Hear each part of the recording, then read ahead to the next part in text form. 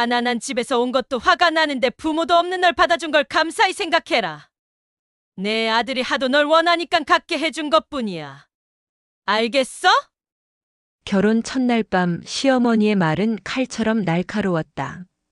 미영은 부모도 없이 홀로 자라났어요. 어릴 때부터 고아원에서 생활하며 남들보다 더 열심히 살았죠. 공부도 잘하고 성격도 착해서 주변에서 모두 예뻐했지만 마음 한편엔 항상 외로움이 자리하고 있었습니다. 그런 미영에게도 사랑이 찾아왔어요.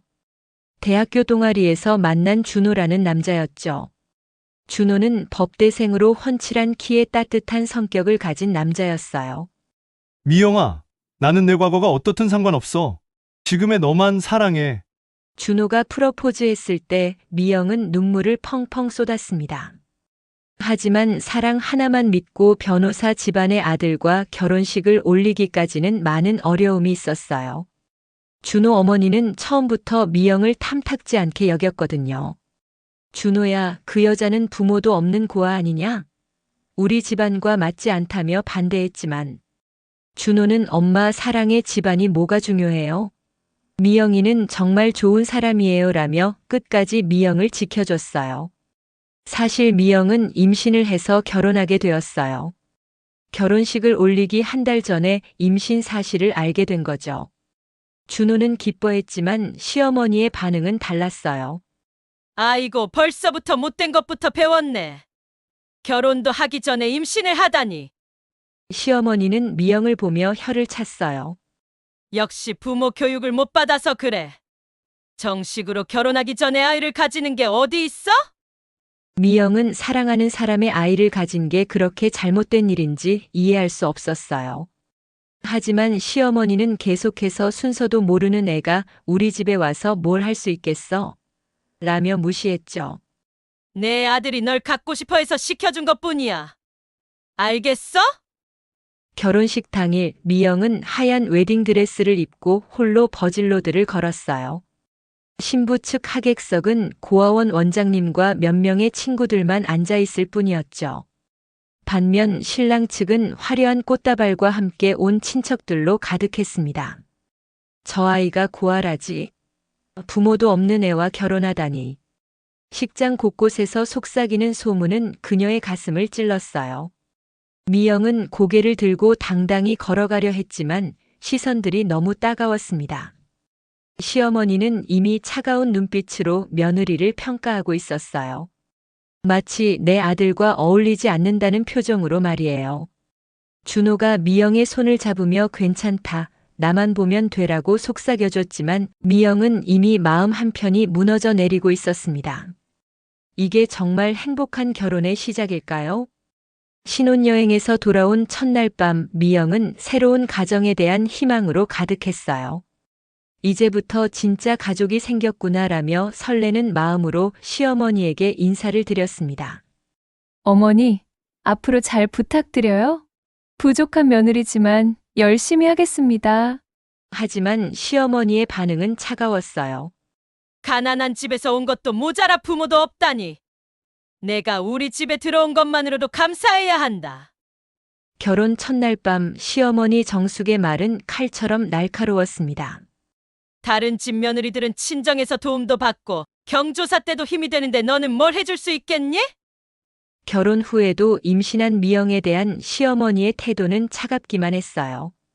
임신했다고 특별 대우 받으려고 하지 마. 다른 며느리들도 다 일하면서 애 낳았어. 미영이 입덧으로 고생할 때도 나 때는 입덧해도 시집살이 다 했다며 집안일을 다 시켰어요. 미영은 매일 스트레스에 시달렸어요. 임신 초기라 몸도 힘든데 정숙의 차가운 말과 무시하는 태도 때문에 마음도 아팠죠. 준호에게 하소연해도 엄마는 원래 그래. 너도 좀 이해해봐. 준호는 대수롭지 않게 말했어요. 임신한 며느리한테 왜 이렇게 대하세요? 라고 물어보고 싶었지만 고아 출신이라 더욱 눈치를 볼 수밖에 없었어요. 그런데 더 충격적인 일이 벌어졌어요. 어느 날 미영이 무거운 김치통을 나르고 있을 때였어요. 그것도 제대로 못해? 시어머니 정숙은 화를 내더니 갑자기 미영을 밀었어요. 미영은 균형을 잃고 넘어졌어요. 으악! 미영의 비명 소리에 준호가 달려왔지만 이미 늦었어요. 하복부에 극심한 통증을 느낀 미영은 곧바로 병원으로 실려갔어요. 응급실에서 의사가 유산입니다라고 말했을 때 미영의 세상이 무너져 내렸어요. 시어머니는 병원에 와서도 미영이 탓하기만 했어요. 혼자 넘어지고 자빠졌어. 그리고 애초에 내가 조심성이 없어서 그런 거야. 하지만 미영은 분명히 기억하고 있었어요. 시어머니가 자신을 민 그 순간을 말이에요. 그런데 시어머니의 반응은 더욱 충격적이었어요. 이것도 계획적으로 한 거 아니야?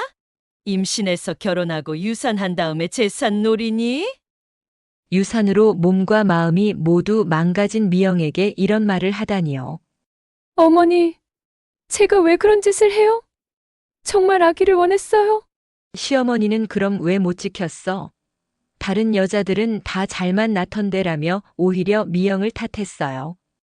유산 후 몸조리를 해야 하는데도 시어머니 정숙은 돌봐주지 않았어요. 유산한 게 뭐 대수라고 누워만 있어? 빨리 일어나서 집안일해! 미영이 어머니 의사가 일주일은 쉬라고 했어요 라고 말하자 의사 말만 들으면 뭐해? 집안일은 누가 해? 결국 미영은 유산 후 제대로 된 몸조리도 못하고 다시 집안일을 해야 했어요. 몸은 아픈데 마음까지 찢어지는 것 같았죠. 아기를 잃은 슬픔도 혼자 감당해야 했고 그 아픔을 이해해주는 사람도 없었어요. 이때부터 미영은 정말로 이 집에서 살아갈 수 있을지 의문이 들기 시작했습니다. 준호는 옆에서 듣고만 있었어요. 엄마, 그런 말씀은! 하려다가도 어머니의 눈치를 보며 입을 다물었죠. 미영은 그런 남편을 보며 마음이 더욱 아팠습니다. 결혼 전에는 그렇게 자신을 지켜주던 준호가 어머니 앞에서는 한없이 작아지는 모습이 실망스러웠어요. 미영은 눈물을 삼키며 속으로 되뇌었어요. 사랑하는 사람 하나면 충분해. 준호만 나를 사랑해준다면 견딜 수 있어. 하지만 현실은 생각보다 훨씬 가혹했습니다. 첫날부터 이런 대우를 받으니 앞으로가 벌써 걱정되었어요. 그날 밤 준호와 단둘이 있을 때 미영은 조심스럽게 말했어요. 여보, 어머니께서 저에게 너무 차갑게 대하시는 것 같아요. 하지만 준호는 엄마는 원래 그런 분이야. 시간이 지나면 풀릴 거야 라며 대충 넘어갔죠. 미영은 남편조차 자신의 편이 되어주지 않는다는 걸 깨달으며 더욱 외로워했습니다. 결혼한 지 한 달이 지나자 시어머니 정숙의 태도는 더욱 노골적으로 변했어요. 친구들을 집으로 초대해서 며느리를 흉봤습니다. 며느리가 고아라 창피해서 어디 말도 못해요. 다른 집 며느리들은 친정 자랑도 하는데 우리 며느리는 할 말이 없잖아요. 미영은 가슴이 무너지는 것 같았어요. 자신이 아무리 노력해도 태생적 한계 때문에 인정받을 수 없다는 말이었거든요. 그날 밤 준호에게 이 얘기를 했지만 준호는 엄마가 그런 말을 했을 리 없어. 내가 잘못 들었을 거야 라며 오히려 미영을 의심했어요. 점점 준호도 어머니 편에 서기 시작했어요. 미영아, 엄마한테 너무 대들지 마! 우리 엄마는 원래 까칠하신 분이야! 항상 어머니를 변호했죠. 그리고 너도 조금 더 노력해봐. 친정 도움은 못 받아도 다른 걸로라도 엄마 마음을 사면 되잖아. 미영은 정말 열심히 노력했어요.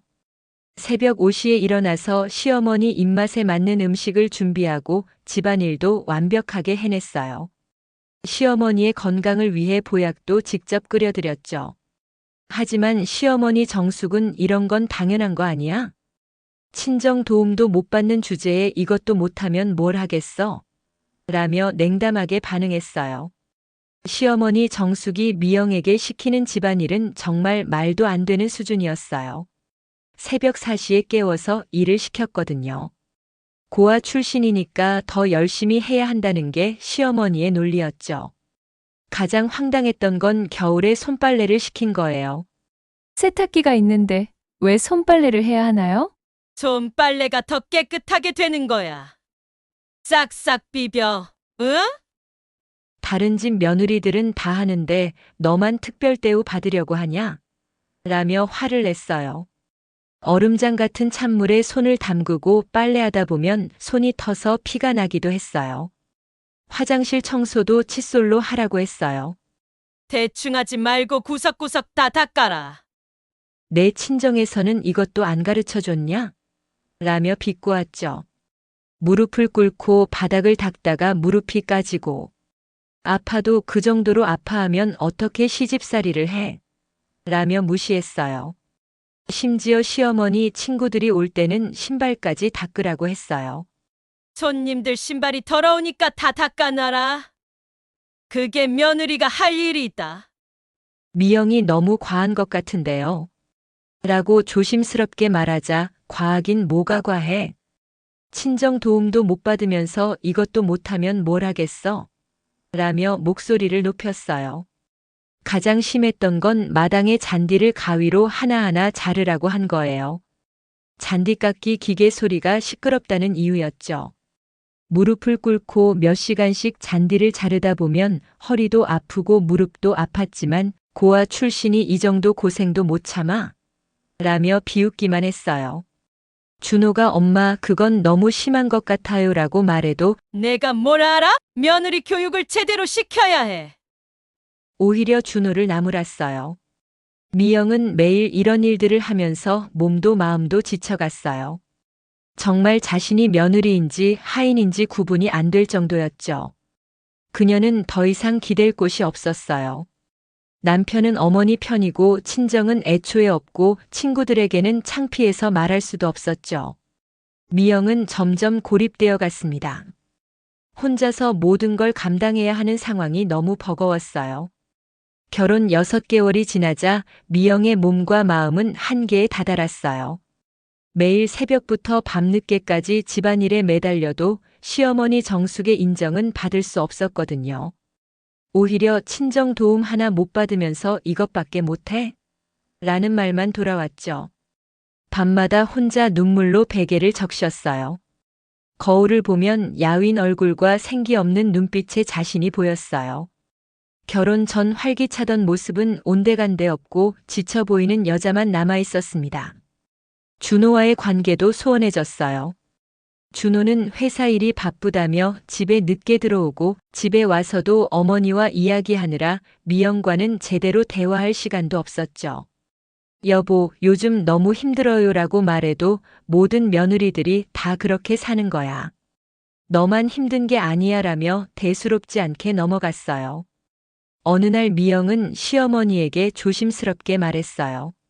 어머니, 제가 뭘 잘못했는지 알려주세요. 정말 고치고 싶어요. 하지만 시어머니는 내 잘못이 뭔지도 모르면서 뭘 고쳐? 내 존재 자체가 우리 집안과 안 맞는 거야. 그 말을 듣는 순간 미영은 무너졌어요.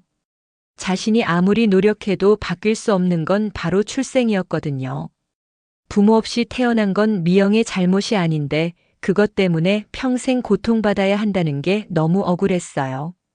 절망에 잠겨 있던 어느 날이었어요. 미영이의 집으로 사람이 찾아왔어요. 그날도 미영은 시어머니가 시킨 일로 하루 종일 지쳐 있었어요. 무릎을 꿇고 바닥을 닦다가 허리가 아파서 잠깐 쉬고 있는데 갑자기 현관문에서 초인종이 울렸어요. 누구지? 미영아, 가서 문 열어봐. 시어머니가 거실에서 소리쳤죠. 미영이 문을 열었는데 앞에 서 있는 여인을 보고 깜짝 놀랐어요. 50대 정도로 보이는 우아한 여성이 고급 정장을 입고 서 있었거든요. 목에는 진주 목걸이, 손목에는 값비싼 시계를 차고 있어서 한눈에도 범상치 않아 보였어요. 혹시 미영 씨 맞나요? 여인이 떨리는 목소리로 물어봤어요. 미영은 고개를 끄덕였죠. 네, 맞는데요. 어떻게 저를 아세요? 여인은 미영의 얼굴을 한참 동안 바라보더니 눈물을 글썽였어요. 저기, 혹시 시간 좀 있으세요? 중요한 이야기가 있어서요. 여인의 말에 미영은 당황했어요. 낯선 사람이 갑자기 찾아와서 이런 말을 하다니요. 누구세요? 무슨 일이시죠? 그때 시어머니 정숙이 나타났어요. 누구야? 왜 나 좀 막아? 하다가 여인의 모습을 보고 말을 멈췄어요. 고급 옷차림과 기품 있는 모습에 시어머니도 순간 기가 눌린 거였죠. 여인이 정중하게 인사했어요. 안녕하세요. 저는 김순자라고 합니다. 미영 씨와 중요한 이야기가 있어서 찾아왔어요. 그리고 미영을 보며 조심스럽게 말했어요. 혹시 고아원 출신이시죠? 미영은 깜짝 놀랐어요. 어떻게 자신이 고아원 출신인 걸 아는 걸까요? 네. 맞는데요. 어떻게? 그럼 정말 여인의 눈에서 눈물이 주르륵 흘러내렸어요. 미영아, 나는 내 친엄마야.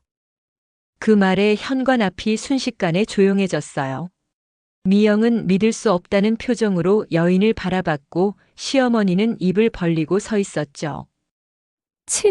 친엄마요? 미영의 목소리가 떨렸어요. 그럴 리가. 제 부모님은 사고로 돌아가셨다고 들었는데, 정말 제 엄마세요? 그래, 내 딸. 여인이 미영의 손을 잡으며 말했어요. 어려운 사정으로 너를 보낼 수밖에 없었지만 하루도 너를 잊은 적이 없었어. 그리고 이제는 너를 지킬 수 있어. 시어머니 정숙이 어색하게 끼어들었어요. 저기, 들어와서 이야기하시죠. 하지만 마음속으로는 고아라던 며느리에게 갑자기 엄마가 나타나다니 하며 당황하고 있었죠. 특히 여인의 고급스러운 차림새가 심상치 않아 보였거든요. 여인은 가방에서 낡은 사진 한 장을 꺼냈어요. 갓난아기를 안고 있는 젊은 여자의 사진이었죠. 이게 너를 낳았을 때 찍은 사진이야. 그리고 이건 또 다른 사진을 보여주는데 미영과 똑같이 생긴 어린 여자아이가 있었어요. 미영은 눈물이 왈칵 쏟아졌어요. 사진 속 아이는 정말 어린 시절의 자신과 똑같았거든요. 정말 제 엄마세요? 그래, 내 딸.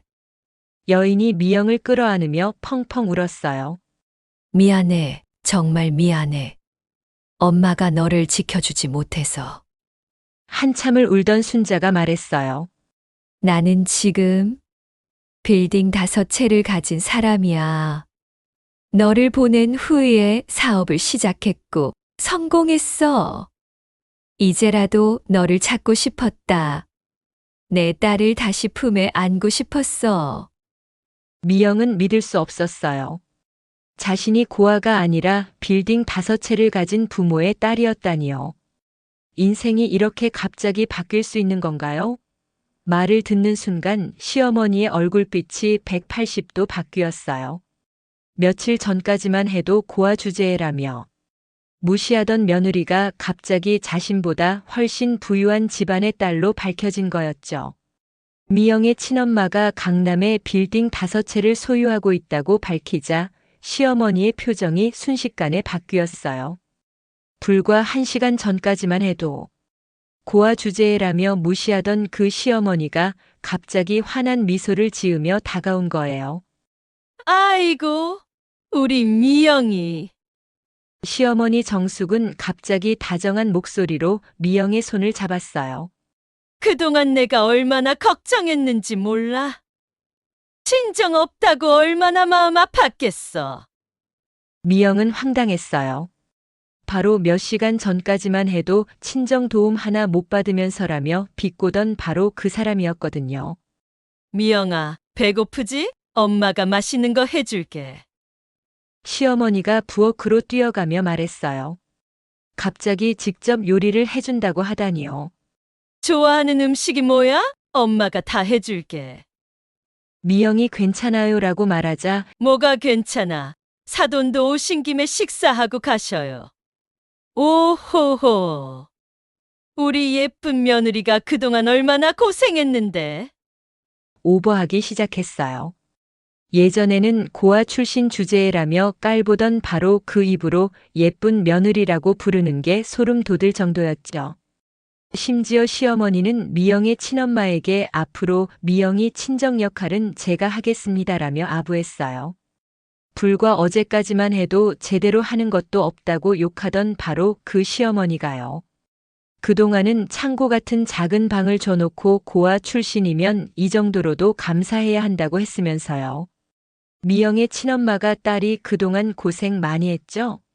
라고 물어보자 시어머니는 당황하며 아니에요, 전혀요. 미영이가 너무 착해서 저희가 오히려 고마워하고 있어요 라고 거짓말했어요.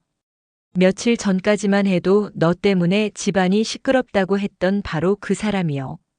그때 시어머니가 연락했는지 남편이 퇴근하고 헐레벌떡 집에 왔더라고요. 준호도 갑자기 태도가 바뀌었어요. 미영아, 그동안 내가 부족했지? 앞으로는 정말 잘할게. 어제까지만 해도 엄마 말씀에 너무 대들지 말라고 하던 남편이 갑자기 다정해진 거예요. 하지만 미영은 이미 이들의 진심을 다 알고 있었어요. 자신이 가난한 고아일 때는 무시하고 업신여기더니 부자 딸이라고 밝혀지자 갑자기 태도를 바꾸는 모습이 너무나 뻔뻔했거든요. 시어머니 정숙의 가식적인 웃음과 준호의 억지스러운 다정함이 더욱 역겨워 보였어요. 미영아, 엄마가 늦게라도 찾아왔으니 이제 그만 고생하자라. 엄마가 도와줄게. 혹시 자네 내가 뭐 도와줄 일이 있으면 말하기래. 우리 미영이 고생시킨 거 다 보상해줘야지. 준호도 뒤늦게 후회했어요. 미영아, 나를 용서해줘. 앞으로는 정말 잘할게. 너만 바라보고 살 거야. 하지만 이미 미영의 마음은 떠나 있었죠. 더 이상 이런 결혼 생활을 할 수 없어요. 미영도 더 이상 이곳에 있을 이유가 없다고 생각했어요. 그리고 시어머니 정숙을 향해 차갑게 말했죠. 어머님이 항상 저보고 말씀하셨죠. 이 집과 어울리지 않는다고. 어머니 소원대로 사라져 드릴게요. 시어머니는 얼굴이 새파래져서는 아무 말도 못했어요. 자신이 했던 모든 말과 행동이 다 돌아오는 순간이었거든요. 그게 아니라 제가 잘못 생각해서. 그 말을 들은 순간 순자는 직감했어요. 고아라고 천대받았겠다 싶었죠. 순자가 냉소하며 말했어요. 사람을 조건으로만 판단하시는 분과는 가족이 될 수 없겠네요. 미영아, 우리 가자. 그 순간 시어머니는 자신이 얼마나 큰 실수를 했는지 깨달았어요. 빌딩 5채를 가진 며느리를 잡을 뻔했는데 자신의 편견 때문에 놓쳐버린 거였죠. 미영아, 제발 한 번만 더 기회를. 하지만 미영의 대답은 단호했어요. 어머니, 저는 조건 때문에 사랑받고 싶지 않아요. 제가 누구든 어떤 집안 출신이든 존중받을 수 있는 곳에서 살고 싶어요.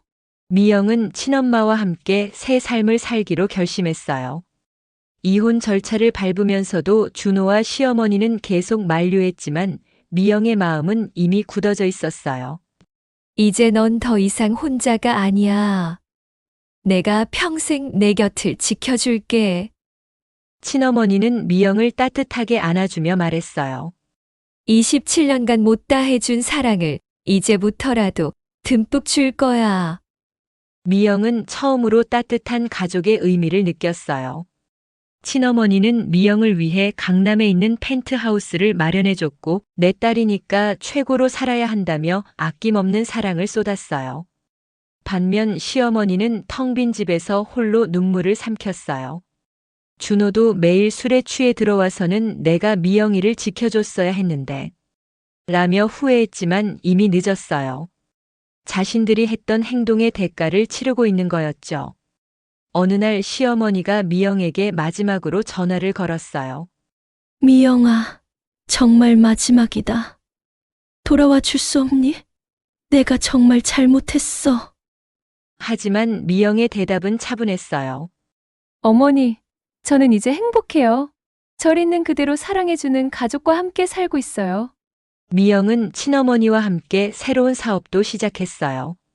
고아원에 기부하는 재단을 만들어서 자신과 같은 처지의 아이들을 도왔죠. 엄마, 저처럼 부모 없다고 무시당하는 아이들이 없었으면 좋겠어요. 그래, 우리 딸. 내가 받은 상처를 다른 아이들은 받지 않게 하자. 친어머니도 미영의 뜻에 동참했어요. 모녀는 함께 의미 있는 일을 하며 진정한 가족의 행복을 만들어갔어요. 1년 후 미영은 완전히 달라진 삶을 살고 있었어요. 친어머니의 사업을 물려받아 성공한 사업가가 되었고 진정으로 자신을 사랑하는 좋은 사람도 만났어요. 조건이 아닌 진심으로 자신을 사랑해주는 사람 말이에요.